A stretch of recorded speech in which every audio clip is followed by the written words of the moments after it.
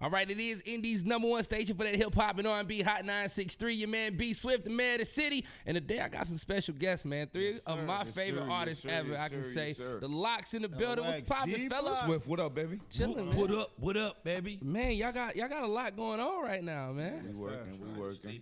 New album. Let's talk about this album. Filthy America is beautiful. Beautiful. Why now?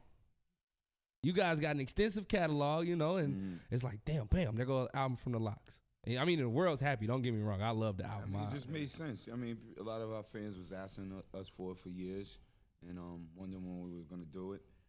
The opportunity presented itself plenty of times, but it wasn't lucrative enough for us. Right. So just building with Hove and Rock Nation, and owning the Masters, doing a partnership, it made sense to do it. Yeah. How was the partnership with Rock Nation been since you guys been over there? You know, I know you guys been through your own single deals. You've had the group deal. You know what I mean? Is this probably the best situation you think since being in the game? Like you said, we all had. We own our masters. We in control of everything. We've been in the industry for a lot of years, so we've seen the horrible deals, the okay deals.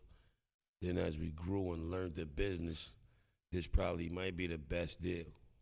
And I done did all kind of I did majors and independent labels myself, like, you know what I mean? Right. And with indies, you got total control with everything.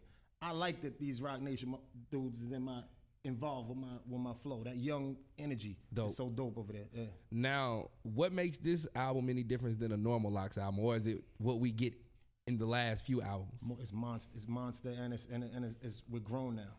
I think one, we definitely stuck to who we are as as the Locks. Right. But we also approached it as there's a lot of people who don't know the Locks, like as far as the younger generation. They know Jadakiss, they know Styles P, they know Sheek Louch as an individual, or they know D-Block. Yeah. Right, but right. they don't know who the Locks was. So we still approached it with the approach of whoever doesn't know the Locks, we're not gonna just come in like, yeah, you're supposed to know us, we are OGs and this and that. No, we approached it from a musical standpoint of like, here's what we do. So we I think when you hear Filthy America is Beautiful, it kind of touches each genre as far as hip hop fans that it needs to touch. It's like with the shows, like you coming out tonight? Yeah, I'm coming. I guarantee, like every show we do, it's like some young boy in the crowd, like, oh, they sing that too? I didn't know they sing that. Like, so we. Now, that's what I was gonna say. Now, you guys all got catalogs that's crazy, and of course, doing the Locks project is dope because we get to see you three working together, which I'm sure being in the studio together is amazing. I'm sure you guys throw ideas off each other and make sure the bars is tight. We studio together. That's regardless. Right. That's our home. That's home away from home for everybody. Do we get a project from each one of y'all? Now, I know Kiss was working on the joint with Fab, of course, but do we get the Styles project? Do we get a Sheek project later? Do we get another Kiss project later? Yeah. You get another Locks album. You get everything. And then you get all of that too. Okay. We're coming right back with the Locks project, another one. Oh, that's dope. Yeah. That's right super away. dope. Now, let me ask y'all this, because I like to ask the OGs in the game, because I look at you guys like OGs. You was around before social media. Yeah. Now social media is around, and you got Instagram.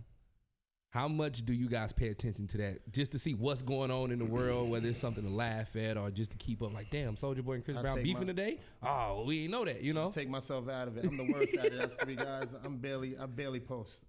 I need to get more on it, but I use it for promotion and stuff like that. I don't put my heart in it. Right. Some people take it. They can't. It's their stop. world. Yeah. You know what I mean? I look at it a lot. I post stuff from the shows or stuff like that, and that's it. But I don't get emotionally attached to it and ready to kill the comments. Do you guys look at it as being a dope way to touch your fans? I mean, 15 years ago, only way you could touch them is going to the shows or meet and greets, but now you can actually it's definitely write a way back. to touch your fans, and it's a new way of business. You got to respect that. I mean, technology is involved. We all businessmen, and you got to play both. It's a double-edged sword. Right. You got to play both sides. The whole of the social field, media is double-edged. I like it as far as like connecting with the fans, and thank you for being. I tell people, thanks for having us last night or whatever. But then again, on the other side, it's like you got these young people on there their skin ain't like ours. Right. So they can easily be broken down so fast. Like, and if you ain't ready for that, reading a couple comments. like what I mean? Word. So, real and that's not cool because they feel like everybody's balling on. Ain't not one broke person on social media. No, none. Everybody got mad paper. like this, right? You know what I'm saying? Like, come on. So it's like, if your skin ain't like that, you gotta know the difference between this. Nah, that's real. Now, the show tonight is gonna be a crazy show. For those who haven't seen the Locks or haven't seen a Chic show, a Style show, a Jada show. Energy. You're gonna get energy. You're gonna have a good time. You're gonna get rawness. You're gonna see authentic hip hop. You're gonna see showmanship, and you're gonna see people who appreciate. If you came out to see a Lock show, we appreciate that you came out. So we're gonna give you that back. We're gonna give you that back. Like, you know. Now, I gotta ask you this because it's the talk of the world when it comes to rap and where hip hop stands today. You got the mumble rap category, I guess is what people call it. You know, do you guys shun away from that and be like, I don't like this cat because he's not what we do? We have kids. We got kids that listen to different music than we, and them and their friends. When we listen to it. We turn up to it in the club, or you know what I mean. It might not be our particular cup of tea for when we in our own zone or in the highway or amongst our contemporaries or working out. But we embrace all of that, all of the new music. You know what I mean? Nah, that's real. You have to. You have to. Yeah, it's part of the culture. Like once the OGs start hating on the young G's, it's gonna diverse the culture, and then everybody gonna suffer from it. It creates a war that nobody needs. Do that. Yeah, and that's young men making money too. Like, you know what I'm saying? It's keeping them out of jail. It's keeping them out of the cemetery. It's keeping them out of the long arm of the law. So you gotta big up little bro getting money and doing this thing. You know what I mean? So it's gonna have to meet at the table somewhere. Or it's gonna go back around.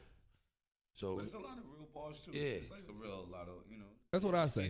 They get the shine. They get the most shine, the most radio play. But there's a lot of authentic MCs still left.